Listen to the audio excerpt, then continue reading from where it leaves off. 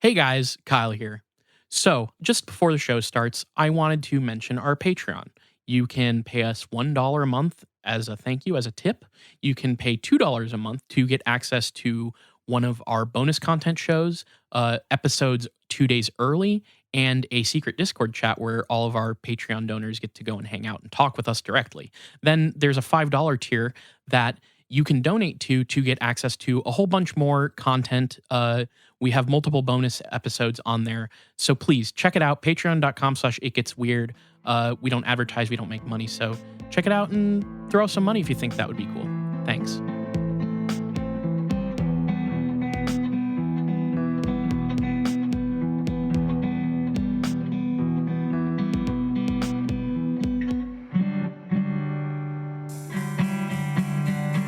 Welcome to It Gets Weird, our comedy show where we explore the unusual, the unbelievable, and the unexplained to try to make your world a little weirder. I'm Nile. And I'm Kyle. It's the producer. Can we take that again? Maybe put a little more energy into it. Get a little quicker. The pacing was a little slow. All right. I'll take it again. I'll take it. Me, Nile, right. I will take it again. You ready? Go when you're ready. Welcome to It Gets Weird, our comedy show where we explore the unusual, the unbelievable, and the unexplained to try to make your world a little weirder. I'm Nile. And I'm Kyle. That's really good. I think this is the producer again now clear because I turned off the in ceiling mic. I think that this will give the impression that people are listening at like a 1.3 to 1.5 speed. That's really hot with the kids these days. I wonder what it sounds like if they already are on a 1.3 or 1.5 speed. Have you ever heard of Alvin and the Chipmunks or the Chipmunkettes? Oh I man, think so it's this is just it gets Chipettes, isn't Hi. it? Is it Is it Chipettes? Chipmunkettes? I couldn't tell you. I took a swing into the fucking in the ballpark. I'm at the home plate. I'm up to bat. I took a swing and maybe I missed. But Welcome to our Alvin and the Chipmunks fan cast. I'm Nile. and actually I'm Nile. But since I figure I have to at least say that going forward In because case I'm the this one is that's anyone's first episode, I guess you should clear up. Yeah, I mean that, and also the fact that like normally the person that does the intro is the one that's actually leading the episode, and And I I'm am actually decidedly not doing that. I yeah, am no, I am not one of the regular hosts of this show. I am a guest. I'm a friend of the show. And yeah, I am here for I don't even know what this episode's about yet. I'm just along for the ride and I'm yeah. really I should looking have made forward you to it. do a full on intro and try to have you introduce the topic without telling you what it is. Okay, here's what I'm going to Um, guess it is. It's something okay. about um it's going to be about uh, urban legends about abandoned amusement parks. Hmm. Uh, no. Now, you there. I technically could have tried to find an amusement park adjacent case of what we're going to talk about for this episode because that is a place that I guess could technically have had an occurrence of our phenomenon this week. But I don't have one of those ready, so I'm sorry that I lacked pre-pro on the On the poll you were going to make on the fly. on the guess, the shot in the dark guess that I was going to make about Man, what how this great would episode it was have been about. if I had a fucking like theme park ready example of we're talking time slips this week. Ooh. All you folks, all you listeners, we're going to talk about the phenomenon of time slips, and kind of like what they kind of are, what people think about them, and then some cases of them. I'm focusing specifically just because there are a lot of these cases in the UK, like mainly in England, because for some reason England is just like fucking rife with time skips or time slips. But there are cases. One of the most famous ones is at Versailles, which is probably a thing that we could do in a whole other episode. But today we're going to talk about time slips, which are a phenomenon that is it kind of does what it says on the tin. A time slip. I was about to ask. So Okay, go ahead. here's what I will say. I am a plebe and I do not know as much about the strange and unusual as you and Kyle do. You guys are definitely um you read more in depth about stuff like that. I find it very interesting. I read Weird NJ. I'm up on some of the more like surface level stuff. But I Mhm. always find it really interesting whenever I get to be on an episode where I think I vaguely know what you're talking about, but I definitely have never done any deeper research into this. Okay, So so if I I were to would say like time slips, what would you think that is? the immediate thing that I thought of is like people who are abducted by aliens who lose time. But I don't think that that's what it is. It is okay. I pictured Mulder when he wakes up in his car and he has driven 10 miles and he didn't remember doing it. That's what I pictured. You are incredibly close and, like, adjacent to this. There's a thing that time slips might be a, like, shared phenomenon of the real life thing you're thinking of. So what a time slip is effectively when a person or group of people seem to travel through time through supernatural means, for a short time. Usually, it's just a matter of seconds or minutes, um, before being snapped back to their time. Okay. Um, so So they go through time. So say it happened to me right now. I yep. might be drilling down too much on this and I should just probably just let you tell me about it. But No. so Good. say it's 10:30 at night Mhm. and I am caught in a time slip and I am propelled forward to 10:45.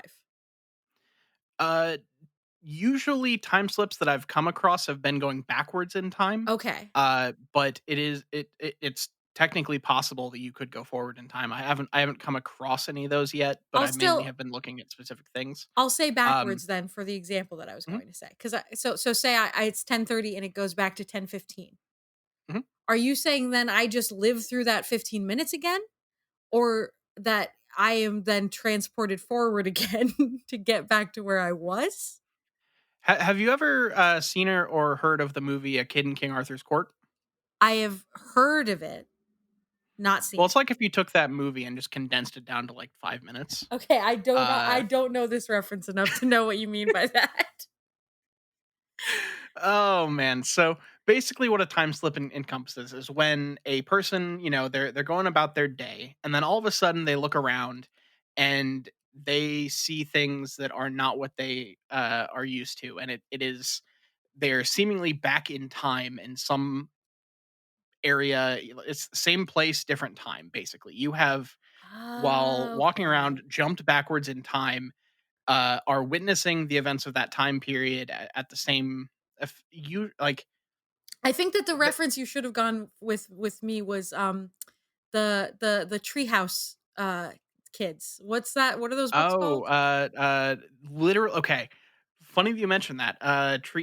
Mystery, No, it's no, what tree, it's like the shit, treehouse club or something. something like that. Tree Clubhouse. I don't remember. I should know this because I literally just saw today that they're making like an anime of that, Magic like an animated Treehouse. kid. Are they There it really? is.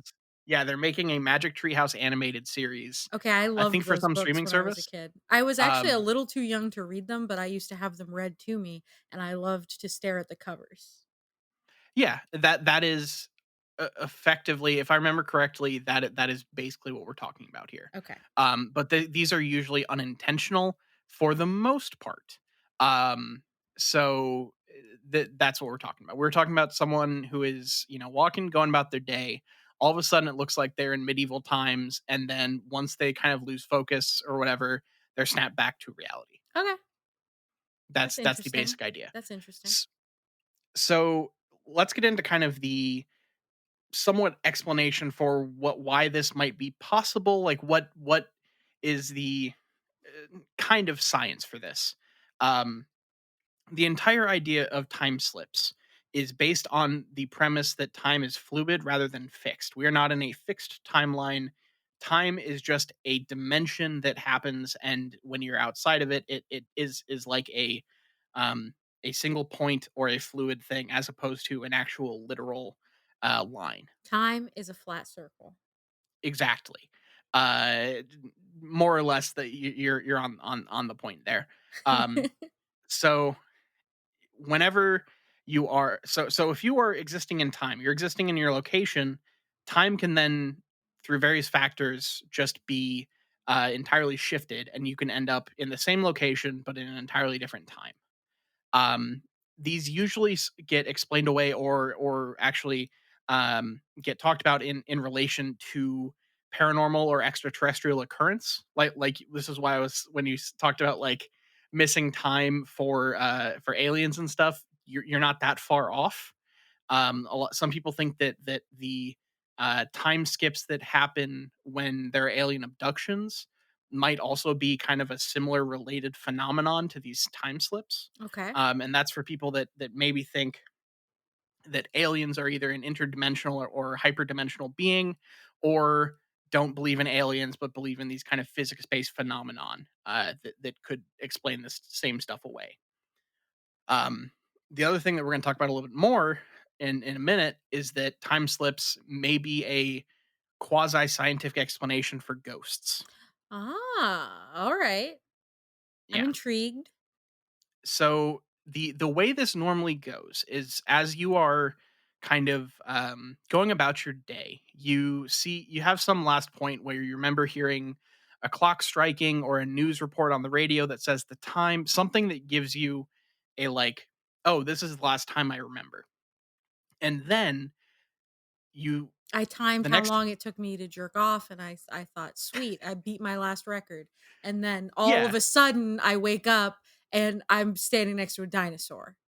yeah, all of a sudden you're in that post jack off haze, and you are standing next to a dinosaur, and you're like, "Oh, I don't know how, oh, this is still happens to be where I was just jerking off just a minute ago, but I'm in an entirely different time." I realized that we Uh, were 10 minutes into the episode, and I hadn't referenced jerking off, which seemed out of character for me, so, yeah, oof, I'm sorry I about that. I I luckily snuck in a Kid in King Arthur's Court reference before we started talking about jerking I off, actually so think that I have, like, multiple times referenced Magic Treehouse on this podcast too. I can't be certain, but I'm pretty sure it's a reference I make a lot. well, there's no way for us to find that out, so we'll have to just take you at your word. Um, so then by the next time that you are made aware of time, uh, it is seemingly different than what you remember. So you have, when you snap back, you have either lost or gained time in terms of your perception. Now, that is the like basic idea of a time slip, but then you compound onto that the whole traveling in time thing of it that is the more kind of I don't know, it's the sexier version of a time slip. Like the most basic scientific explanation is effectively a derealization thing where you see the time and then you kind of phase out and don't really pay attention, and then you notice the time again and it doesn't jive with what you think. Mm. But that's the who gives a shit. We're talking about being snapped into the fucking 1400s, and that's the part that we're going to talk about in this episode. Um, Now, cowards, aka scientists, would argue that time cannot be lost, but it's merely confused, and you can just explain all this stuff away as a lapse of concentration or a period of drowsiness or even sleep. I know, I was gonna say how many of these stories truly and be Yep. I know that we want to believe. We all have the X-Files poster on our walls. We're all Mulder and the world is our Scully, and we want the time slips to be real, okay? Yep. But put yourself in the mind of these quote unquote scientists, Mhm. and how many of these stories sound to you like someone just had a weird dream? Uh, Dreams aren't necessarily as common as like the phenomenon I talk about. Derealization is like a phenomenon where you basically lose your kind of concept of what's real, and it happens when you're like kind of losing your focus, and you could be worn out or stressed or whatever, and you can kind of have a quick like break from what you perceive as reality. And that is a thing that I looked up. There's a Smithsonian article about one of the cases that we're going to talk about a little later, called the Kersey time slip incident, that talks about the phenomenon of derealization and how that is probably the most realistic explanation for this phenomenon. Okay. But also like sleep and drowsiness and stuff like that can play into it, along with specifically in certain cases, um, a basically just people wandering into a place that they aren't familiar with and thinking it looks different than it should.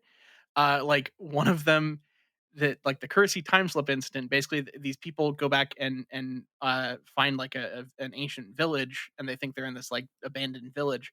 But the village, if you look into it, actually petition one of the things they cite is that they couldn't find any like telephone poles or lanterns or anything like that. And if you look into the realistic side of it, that village actually like petitioned against putting up any noticeable things that would affect their viewpoint and their skyline. Um, Ah. so like everything was kind of hidden behind buildings and all this stuff. So when we'll get into more of this in a minute, but like there are cases like that that just being in an unfamiliar territory can lead you to think that you might have this kind of time slip incident where you're just not used to what reality is in that location and you think you have traveled in time. This might Um, sound silly because yet again, we're yeah. not that deep into it yet, but are there ever times that you read stuff like this that you kind of envy people with a mind open enough that they could just be in a town and not see telephone poles and think, "I must have traveled back in time?" Oh, every fucking day. Like, I wish I that could I just was live that that life. free. I wish I was that free that I could just not see a telephone pole for more than 10 minutes and be like, "Holy shit. This is Look, it." every time I go, onto, maybe the most, hyper local poll I'm going to make ever on this podcast, that go onto this golf course that my grandparents lived near in Arizona, where they hid all of the cell phone towers in fake cactuses. I think I've gone back into the 1920s. Okay, that's amazing. I You sound like such an asshole. Oh my god. Okay. I've only been there once, but that was the, like, the time that I learned that, like, for in, like, gated communities, people don't wanna see the, like, signs of civilization, so they hide them in weird I ways. mean, we've complained about this before. I remember one time when we were driving somewhere in Indiana that we were talking about that some fucking suburb petitioned so that the train couldn't run in their town or something. Oh, it's, there's a What is place it? near where I near where we live that, um there's a place that they put in roundabouts a bunch of places near where we live, and they put in a roundabout, but then made them put stop signs on the sides of the Yes. roundabout that would let that so it completely defeats the point of the roundabout, and also there's a train track that is, that was only used once a year to take people to the fair, and this neighborhood was so mad about it, they got it shut down. Rich people When suck it was like a ass. historic yeah, it was like a historic thing that was only used once a year, and they were so mad about it and thought it was so unsafe for their children, that they Well, both fucked over maybe the usability of a roundabout and killed a historic train. maybe So, somebody saw the train and got so confused because no one uses trains anymore that they thought that they had traveled back in time. yeah, that was the thing. This was this it wasn't just like, people who can't bother to be, inconvenienced for 10 seconds every once a year. That it actually was causing a lot of trauma to the people that lived there because they They thought would they were step falling backwards in outside time. and think that it was 1950. Oh god. Oh, this got so local. All right. So time slips as an explanation of ghosts. This might be somewhat like you could probably get where this is going, but I saw this theory and I wanted to put this on the podcast because frankly, this is a thing that I want to hear people's thoughts about. So either Discord people or anyone with email, if you have any thoughts on this as a concept, hit us up. So basically, people that believe in this time slip theory think that there are places where there are basically thin spots um, in the fabric of reality, kind of so to speak, in like the fluidity of time where leakage can occur between different places in time. or different, sorry, times in the same place. This leakage tends to be most often of sounds. um, they don't fully explain why, but something to do with just like the wavelengths of those that energy and stuff. Maybe it travels better. But this is why most ghost phenomenon are sounds. You know, bangs, knocks, footsteps, that kind of stuff. Um, and then the other, they can then in certain places um, have larger impacts where you can actually see figures. And this is why like a lot of ghosts you see as these kind of historical things of either like, you know, soldiers from whenever or people dressed in old time clothing. It's not actually a spirit that is still there. You're actually basically seeing a kind of translucent window into the past effectively. So that's why it looks kind of strange and hazy. It's because you're not fully seeing everything. But that is basically the idea. That's the basis of the idea that ghosts are actually just time slips. I have a somewhat random thought that what you just Okay. said triggered, okay? And I also want to address specifically what you said and actually say something about it. But I'm trying to remember. I feel like it was an episode of Mythbusters or something, Okay. where there was like a vase that was pottery was being thrown next to where Jesus was speaking, and his voice got imprinted in the grooves Oh, of a the pot. theory of like a stray reed imprinting recordings onto clay pottery. Yes, I believe we've talked about this before Yeah. because you obviously know a lot about recording and Hmm. sounds. So I know that we've talked about that before in terms of can you hear Jesus's voice off of a clay pot? What do you think from an audio technician standpoint, Mr. Recording Man, about this as a theory about sound slipping through time and stuff? In terms of what you know about audio, do you find that to be something where you understand it in theory? Um. Or do you think that it sounds like complete horse malarkey when you like? Because I'm saying as someone you went to school for something like that, that I would think you would know more than I do. Yeah. It's there might be something to it. Like if we presuppose that there are these kind of leaks in time, if there are these kind of windows into the past at specific places, then more basic forms of energy, i.e., sound, are going to be easier to transmit than anything physical, in terms of like something that has mass or anything like that, or even visual data would be more complex data to transmit effectively.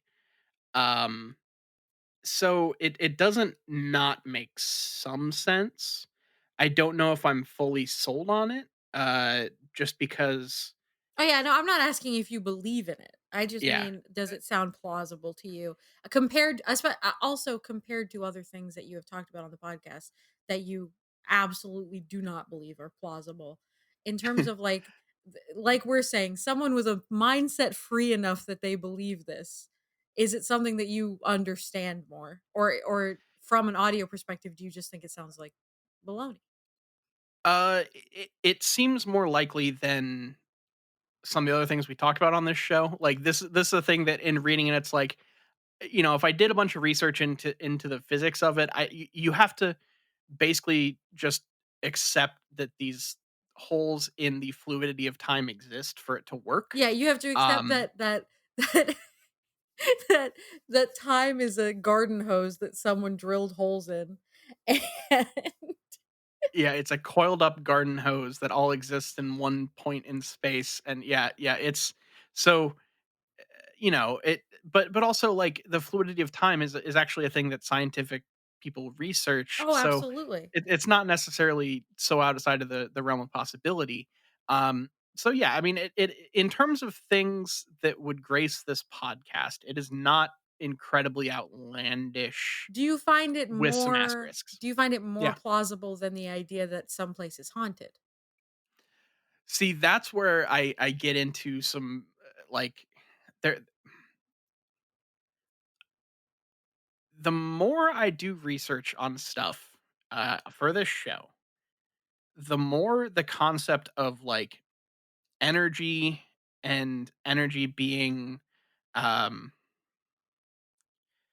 kind of gathering and existing and kind of having this like vibrational existence with it in in this world, like the relationship between energy and mass and that being on this like vibrational wavelength. It's what I'm getting at is I think that whether you call this ghosts or whether you call this time slips, I think that like you could kind of see either one being the same thing. It's kind of like how alien, whether they're aliens or whether they're meta like hyperdimensional beings, it's kind of two different sides of the same coin and Yes. just kind of two words for the same thing. Um so that may not be a direct answer to your question. No, but I uh understand it completely. I feel like I used to be one of those people who would say, "I don't necessarily believe when places are haunted, but I believe that places have an energy to them, and if something horrible yeah. happens somewhere, that you can feel it when you walk into the room." And I'm saying that somewhat sarcastically because I don't know. As time goes on, I feel like I get more and more skeptical about things instead of believing in things more. But Mhm. I really am a person who wants to believe in things. I really do. I find the idea of ghosts and hauntings and stuff so interesting. And when I see people that I can tell actually believe that they've had a paranormal experience, I find that very interesting. Mhm. Same with aliens or with something like this, like time slips. I really do. I want to know more, and I want when I believe that a person believes it happened to them, I find it so interesting. Yeah. And so it's just something where I always wonder where, especially with you and Kyle, I wonder when you do this podcast where your line is on certain topics of do you believe in it? Do you want to believe in it? Or does the concept of it like just frustrate you that anyone would believe in it? Yeah, I look, I think that there's enough commonality in a lot of these kind of spiritualistic things that we come across on this podcast that there's probably some more boring version of that's kind of the commonality between a lot of them that could be true. Um and so like ghosts, whether it's a buildup of energy or energy coming through time being a fluid thing, I don't think there's a huge difference between those two, because it kind of depends on whether you're looking at things inside or out of the third dimension, Yeah. so to speak. Yeah. Uh, and so yeah, like this whole thing, literally the next thing I was going to bring up is that these things are most common in places with a lot of history. So like locations that have been on the same place for hundreds of years, places like castles and old hotels and inns and places where there's been a lot of human activity for an extended length of time. So whether you want to look at that as a buildup of energy over time causing the like fabric to thin or something, or whatever, however you want to kind of actualize this idea, there could be a phenomenon that exists that science has yet to nail down because it is outside of the current thought model of reality that we hold dear. um yeah, so like that's the probably a frustratingly vague but the best answer I have as to whether or not I don't know if I believe in ghosts fully or uh just kind of am interested in the possibility of the phenomenon, I guess. Do Same you with time slips. I am very curious to hear like some specific details of accounts of something like this. Yeah. Do you have stuff like quotes from anybody or I've got a couple stories for you. I'm riveted by this. I find stuff like this so interesting. The one last thing that I want to get to before we get to specific accounts is the idea of when you're talking about ghosts. One of the things that people talk about a lot is like seances and stuff like that. Oh yeah. So the explanation for that is effectively like people uh, almost at both sides of this time slip point where there is receptive parties on both sides communicating across time in the same location. um, so you're experiencing it on both ends and have people that are just communicating through time. So you're not actually talking to like a dead spirit or a ghost in the past. You're literally using one of these places where the fabric of time is thinner to actually communicate with the past. Okay. So if I was sitting here right now and I decided to try to do that, and someone else who had sat in the place where I am also was doing that at the same time, that's how you reach Or, across? or like there's been activity in the same place that is um in the totality of time occurring in the same place in a receptive way back to you. So Okay.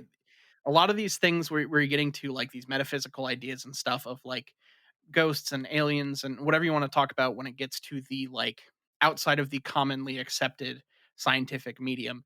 There's a point of being open to it that is involved in in most of these stuff occurring like so being open to the idea of these things is important in like a lot of the kind of meditation based things, a lot of the in this case time slip things.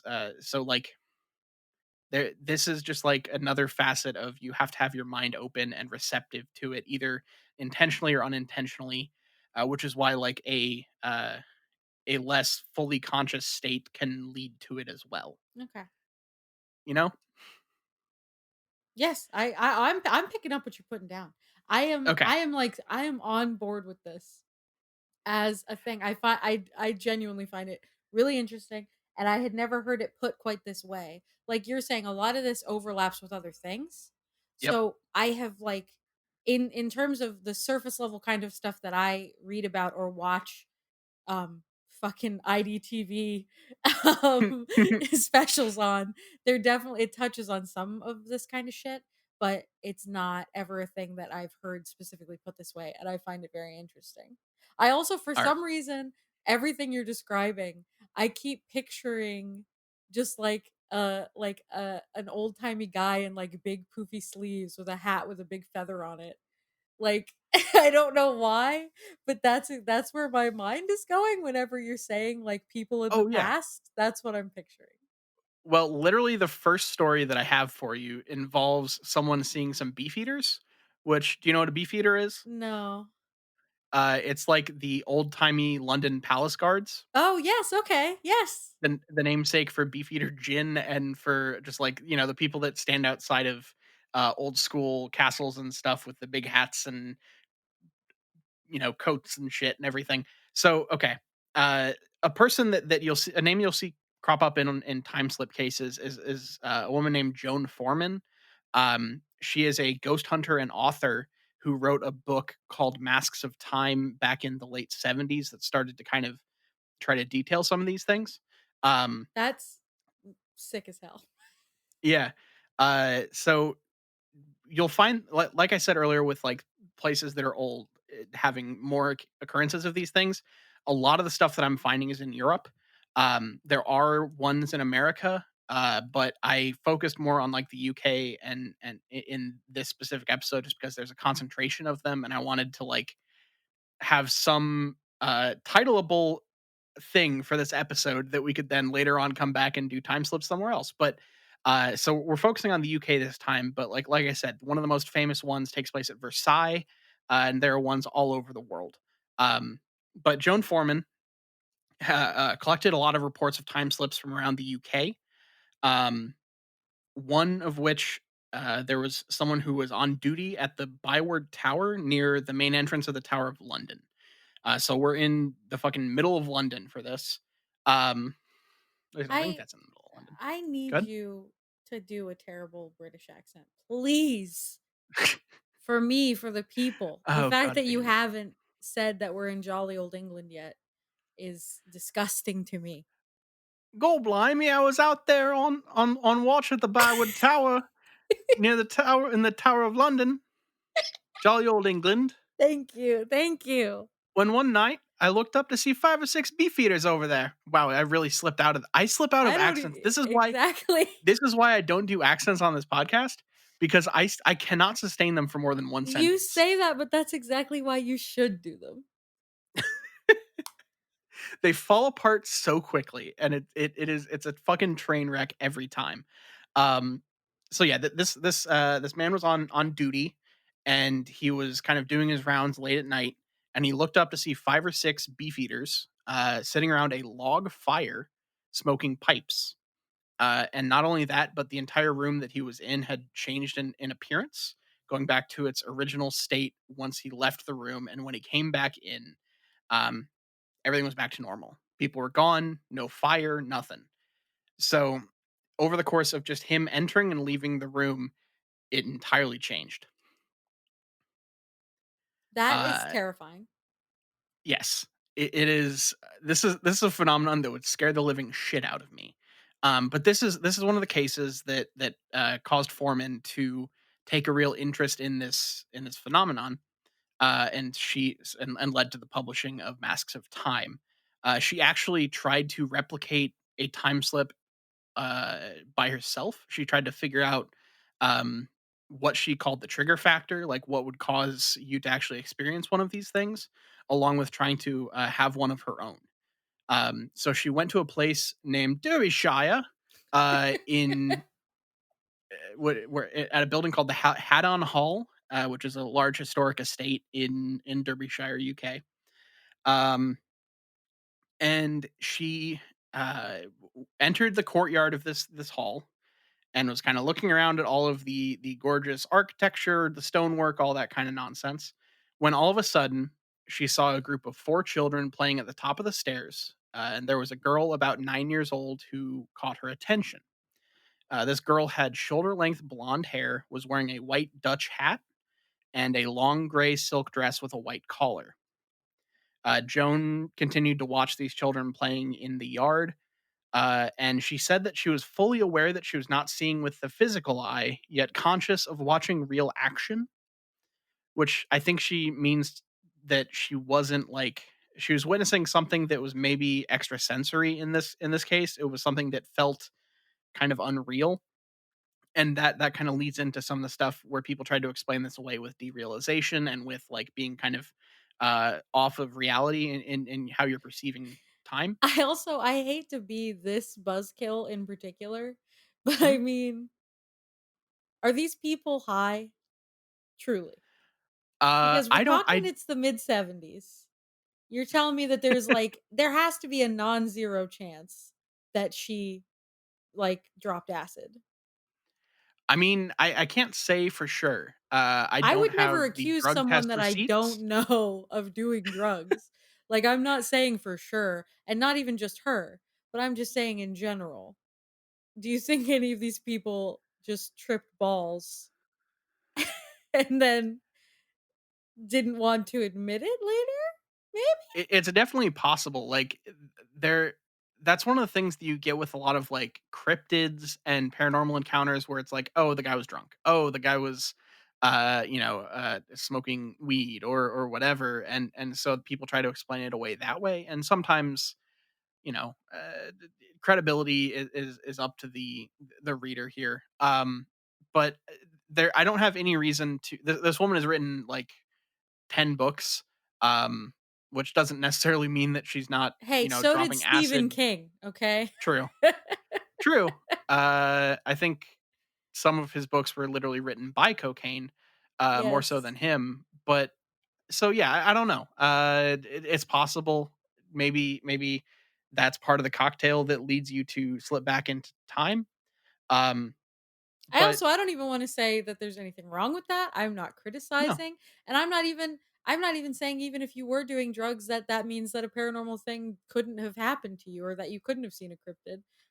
No. I find it interesting when it's not even acknowledged as a possibility. No, like, we're all talking about, like, making your mind, open to the idea and accepting of this, shift in time. So maybe that's an altered state, is needed or is helpful. I don't know. I didn't look in that is a thing that I never even thought of while doing research on this, of, like, looking into the drug angle. That's what I'm here for, Uh baby. But, like, psychedelics in, like, time slips would be an interesting thing to look into. I might have to peg that for later, and see if I can see if, in a future episode with more of these stories, if I can look into that. But Joan did, try to ID the children that she saw, and when she looked into the hall at a large family portrait, she saw a picture of the girl that she had just seen out in the kind of courtyard, and it was Lady Grace Manners, who died in the 1640s. So she had just seen children from like the mid 1600s playing in the courtyard of this hall. Um, and this led her to come to the conclusion that she thinks that the trigger factor occurs when one is interested in their surroundings but not concentrating on them. A slip occurs at a precise place and moment, and the witness is thrust seemingly into another time. So basically, if you are kind of, it's kind of how you try to look at like those the magic eye things, where you're kind of half focused on it, is the best way I can describe what I think she's trying to get at here.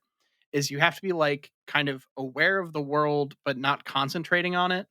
Um, and that can lead you to a kind of pliable state where you can then see these kind of slips in time. Mhm. That's very interesting too. That and also really sounds to me like someone on drugs would be explaining to me how to do something. But literally I do not mean that to to sound like a criticism or a condescension. It just sounds like, "Hey man, No, like you if gotta look past the real world and see deeper and see the other thing." You know what I mean? look, if you're somewhere where it's legal and you want to go wander around, a historic rose garden, and kind of just lose concept of and concentration, then go for it. I wanna do That's all whippets good. and headbutt each other, okay? There you go. Man, it's been a while since we've talked about whippets on this podcast. That's a fucking classic. So there's another kind of classic case of a time slip. Happened to a woman named Alice Pollock, at Leeds Castle in Kent. Or sorry, at Leeds Castle in Kent. Oi, Uh, Gav, it's at Lee's Castle. Can I bomb a quid off, yay? I thought I would join you.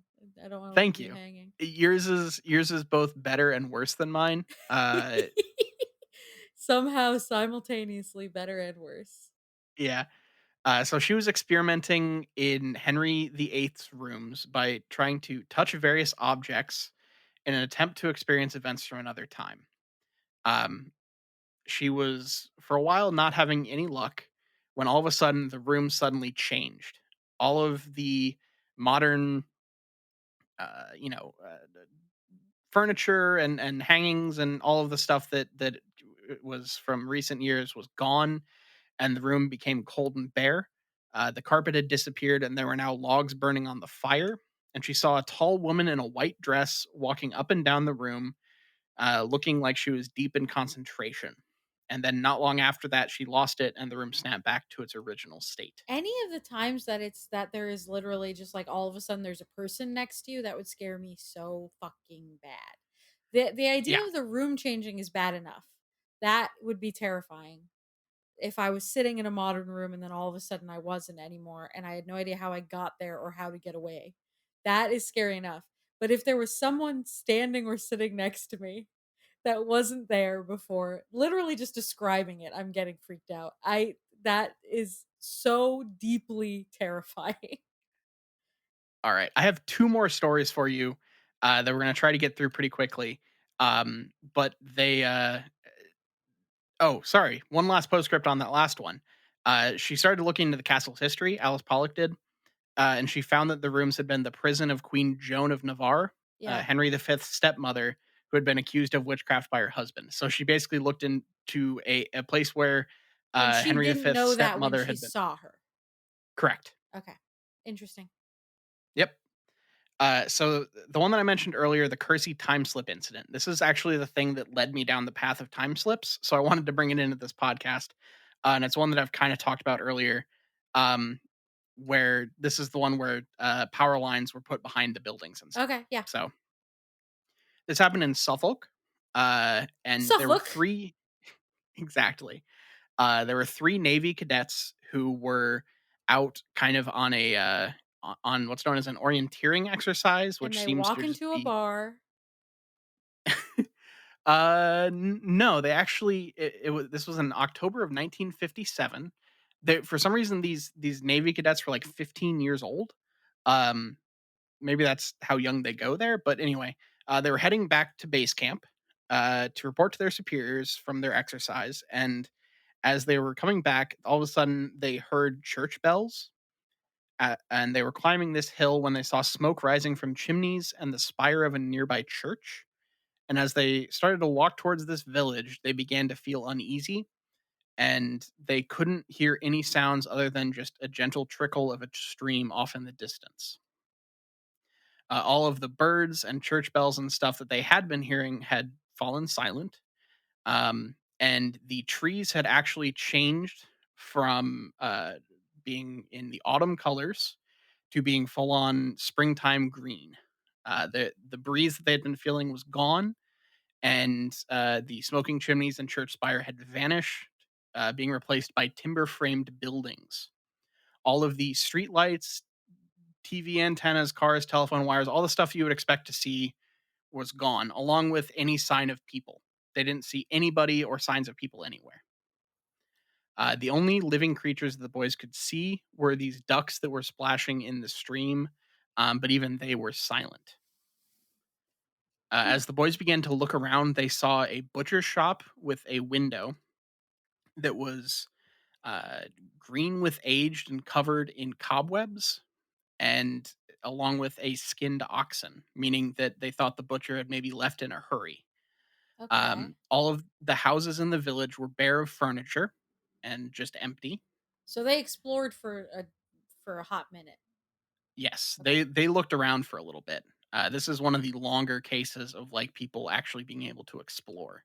Okay. Um, However, as they explored, they couldn't shake this feeling of invisible watchers as they were going around this village. Ugh. So after a while, they got basically so creeped out um, that they started to, walk away from this village. I'm creeped out and I'm And just listening to a story about it. and to make matters worse, as soon as they then looked back as they were leaving, everything was back to normal. The Ugh. spire of the church was there, smoke rising from chimneys, And this signs of is multiple civilization, everything. people agreeing that this happened to them. Three people. Yep. See, okay. So that, especially that they're younger guys. I it could just be, oh haha, wouldn't it be funny if we said that this happened? Yep. I get that angle of it. But if it would be so scary if you and your two pals definitely all actually were seeing the same shit, agreed that you all could see the same shit, and that it was fucking weird, and then all of hmm a sudden it wasn't weird anymore. That would make it yet again 1,000 times scarier, 1,000 times worse. And I don't know how you mentally recover from that and live your fucking life afterwards. Well, it stuck with them because later on in 1990, so this is what, 33 years after the incident, um, I think at least one of them, if not two of them, had moved to Australia, and they fly back to England to talk with a researcher named Andrew Mackenzie, and they actually returned to Kersey. This guy was looking into the time slip incident along with just other incidents similar to that, um, and they actually found in records, um, basically records of the building, the butcher shop that they had seen. Ugh. There was a butcher shop that existed in this area from 1790 to 1905. And that was most likely what they had seen Did the if they guy thought. did the guy who owned it have to leave or something? So we'll get to that in a second. Oh my god, Uh, Niall, I'm, like, terrified. That's so scary. yeah. Wouldn't you just, like, faint? Wouldn't you faint? Yeah. Like, okay. So the weird thing about this is, remember that church that I said? That church had been on top of that hill since the 14th century. Yeah. But when they slipped back in time, they didn't see it. So that's like a weird thing about this. And to add to all the other weird things Of about this. course, yeah. But the what the idea is that they basically slipped back to right after a plague had killed half the population of Kersey, Oh my god. which would have led to the Yeah. lack of people, and the kind of anyone who might have been living there previously had survived had left to get away from the plague. Ugh, that's so creepy. Yeah. So one of the people that witnessed this was quoted as saying, "It was a ghost village, so to speak. It was almost as if we had walked back in time. I experienced an overwhelming feeling of sadness and depression in Kersey, but also a feeling of unfriendliness and unseen watchers, which sent shivers up one's back. I'm literally I getting w- shivers listening to this. I've been getting chills up and down my spine. I keep looking behind me like there's someone in the room with me. and then it ends. I wondered if we'd knocked at a door to ask a question. Who might have answered it? It doesn't bear thinking about." Oh my god. Yep. So that Wouldn't you is just shit your pants? I can't oh, even for with sure. this. If I witnessed like a ghost town that then snapped out of existence as soon as I left, I would, I don't know how I would recover. Like you said, that is, um, I would be so scared my whole life. I feel like I would become a hermit and I would never leave my fucking house. That would yeah, be so terrifying. You would never uh, trust your senses, I feel like. It's so scary. yeah. So you said never leave your house. What if your house just kind of left by itself? Oh my god, Niall. The last story I have for you is called the Rougham Mirage. This Some of these transitions really seem like we planned it. And I want everyone to know I am genuinely on this journey right now. I am so scared and so freaked out by the concept of this. I started out this episode saying how whimsical, how free, how fun. And now I am just like I want to weep for these people. I feel horrible. Okay, so this is a thing that has been a local kind of legend, a thing that has occurred over the past 150 years. We're in Rougham, on a stretch of road between Bradfield St. George and Rougham Green. In Rougham, Uh, in Bradfield, St. George. exactly. There is a house, Georgian in style, made out of red bricks, full on mansion with elaborate gardens, Uh-huh. which effectively blinks in and out of existence, seemingly at random. It's fucking what's the town from that musical? Oh my god. I was about to make a poll, but I can't remember what it's called. That's fine. All my polls are comic book related, so we're gonna. So I'll just leave that one for now. But the first reported sighting of this thing was in 1860 by a man named Robert Palfrey, who had just spent a June evening in the Mm. fields of Rougham when Brigadoon. suddenly, ah, I've never actually witnessed Brigadoon, so I don't know what it's about. But I'm guessing it's about some sort of town that comes in and out of existence. Well, there you go. That's all you need to know. It would have bothered me. Brigadoon. There you go. So June evening, he was out in the fields, and suddenly he felt a chill in the air. And then, out of nowhere, a large red brick house appeared with full on gardens and summer blooms. It then just kind of winked out of existence and wasn't seen again for approximately 52 years when his great grandson, James Cobbold, was riding close to the village with a butcher named George Waylett when suddenly again the temperature dropped, and as the horse reared up and threw off Waylet, the pair heard a strange sound as if the air had been displaced. What the hell would Um, you even do? Oh my god. yeah, I would shit. That's about it. Like any of these things happening are so buck wild that I don't know how I would really like act with this. Like I would either have to just push it down out of my brain and try to forget it happened, Like, or repress just it focus totally, on it for right? the rest of my life. Yeah. Yeah, it either becomes your life's purpose and calling to write 10 books about it, or you have to pretend that it didn't happen and convince yourself that it wasn't real. Like, for these people, if they genuinely believe that this happened to them, or if it actually happened, like, first of all, if they genuinely believe it happened to them, I feel for them. That's so scary. Mhm. But then if it actually happened, what does that mean for reality as I know it and you know it? And now Uh, that I know about this concept and you're saying that having your mind be open to it makes you more susceptible to it, how am I supposed to go on after recording this and live my life? Look, I'm just trying to open your mind and make it more interesting. So, You're you just figured trying your to life make it weird, man. I didn't really think this episode was gonna bring about an existential crisis, but You've I guess broken my I brain. Oh, man. So, these 2 men have been thrown off their horses, and before Cobbled could go to the aid of his friend, a huge 3-story Georgian building and its gardens, came into view in what had been an empty field. And it landed on his He fucking head. Yep, crushed the butcher's head, and he was never heard from again. No, he turned to his friend, and, as he did so, the house became enveloped in mist and then disappeared. The butcher then said, "Oi, that's the 3rd time I've seen that happen." Now, the butcher then seemed kind of unimpressed as he dusted himself down.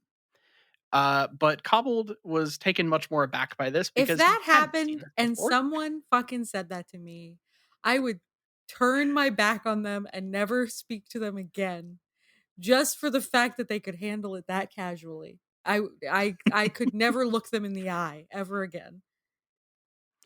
Now, in 1975, Cobbled told this story to Amateur Gardening Magazine for some reason, and stated that he had heard of 2 more sightings within the decade of the publication. Um, Now, why he told it to Amateur Gardening Magazine, I don't know, but Was he that's the being story. interviewed for something else and he just brought it up? I would have to assume. I mean, you said it the house had a garden, didn't it? Yeah, maybe he was talking about ghostly gardens and it was a Halloween issue, and, it They were getting in the spirit. Uh, um, Do you know that okay. vine of Griffin McElroy after he saw It Follows and he keeps Yes. looking over his shoulder? That's literally me right now. We just watched a scary movie and that scared me less than this concept. I'm terrified. I'm so unsettled by this. Oh, man. You have So there unmoored my sense of reality. I don't know who I am or when I am. That's so scary. the concept of time as fluid as opposed to linear is something that you just can't think too much about It because really is. It's scarier to me than ghosts could ever be. It's scarier. it's that kind of existential horror where you just like the things that you just take for granted and don't even think about on that level, all of a sudden come unglued and you're just like, "Oh, what do I do with this?" And that's the horror that hits me hardest. Right? Things that just fucking, unmoor my concept of reality. On that So note, anyway, they're then continuing stories, 1923, the 1940s, 1976, 1998, and, then another one in 2007. So this has just been happening in this area for about 150 years, of just this with building. yes, same building Damn. every time in almost the same place every time. Um, you have people And are in a all lot of sorts the of different people times. people who claim that they never heard that story before? I didn't go too deep on each individual account, but this seemed to like kind of over time build into kind of local folklore. Yeah, because I was gonna say, with Um, something like that that's been occurring for so long, kids read it and then they say that it happened to them, right? I mean, that is a thing that people do. yeah, uh, not all of them are kids. Some of them are Not like there's necessarily there's a just kids, but 14-year-old yes. in 1976. Um, but yeah, this is just a thing that like has become part of the. I think this is all in Suffolk. Uh, Suffolk? Yeah. That is just like part of local lore, I guess. Ugh, okay. So It's yeah. I'm terrified now that I'm gonna be strolling down the street and a house is going to appear. Well, as far as I can tell, it's less common in the US. But let me just button up this story real quick and then we can move on. Um Now they tried to look into what this house was. They looked into maps from the early 18th century, which show a large house in the location of most sightings, possibly called King's Hall. Um, but this wouldn't match the quite the like style of this house that people are seeing. Um, so yeah, it was just they didn't quite find what it looked like, something that looked like the same thing. But they did find fragments of green yellow brick by researchers in this area, suggesting that there may well have been a house that stood in the area where it now appears. Some people think it's just a mirage. Other people think it's a time slip, and other people have a more, vortex of energy kind of metaphysical explanation for it. Because people that use metal detectors and dowsing rods in the area seem to have a pretty adverse reaction to this area. Okay. So yeah, those are my time slip stories. I actually have I already have a bunch more that we could do in a future episode. But I if you do this again, I would love to be on again and just I will cry and shit myself again. I'm fascinated by this now, but it's so we'll scary to me. It's so unsettling. we'll I just don't have know if we'll have a this is secondary like scream track this for you. seems this seems like a wild reaction, and I don't know if people will be surprised by it. I'm surprised by it though. I just want to say I am taken aback on the journey that I've gone from this is very genuine too. I had never heard of this and I was so interested at the beginning of this episode and now I want to cry. It's so scary to me. Yeah, it's like this one just struck me more as like interesting than full on scary as I was doing research, but like the more you think about the actual impact it would have on a person, the more it is kind of a terrifying Like concept. I psychologically it's just terrifying. It really is. Yeah, I like in doing research for this, which is like, oh, this is kind of a fun, interesting phenomenon. We can talk about this for a while. I was having But yeah, it fun with actually it in is. theory when we were just discussing it. And then when you start telling the actual stories, it's like, no, no, no, no, no, no, no. Yeah. Anyway, so that yeah, I wasn't quite expecting that reaction, but it's valid. You're valid. Um, so I guess that kind of wraps up the meat of the episode. I think we should move on to the big question if you're ready. I am ready. All right. So, this is I a bet little you came up looser with in a terms. really cute big question, and now I'm sitting here like rocking and shaking and crying and in the fetal position. There is probably a meta answer to this that you could put in here to that would be pretty solid. Um, so let's go ahead and go. So if you had to go back in time in a time slip situation and distract one person in history from making a decision or from doing a thing, who would it be and how would you distract them? Oh my god. Okay. Do you have an answer?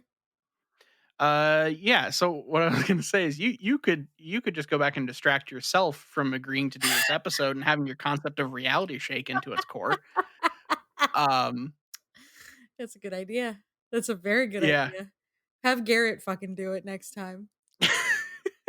Yeah, you're gonna go back in time to when we were messaging and say, "Hey, no, I'm busy tonight. Can you call Garrett?" Yep. Oh my god. Oh, man. Now, like, the heroic answer would be like, "Oh, I'm gonna go back and, change, like, 9/11 or some shit," but I'm not Mark Wahlberg. I don't think if I was on that plane, I You're could I not could, Chris Jericho. yeah, I'm not that person.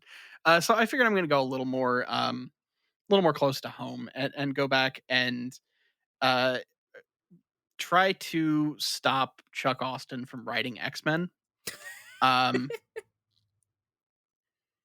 either by, like, knocking his phone off the cradle or unplugging his computer, whatever way he used to agree to write X-Men. um I'm gonna go back and stop that from happening because that means that I could get rid of the Draco and the whole idea that mutants are somehow immune to AIDS, out of continuity forever. Big um, yikes.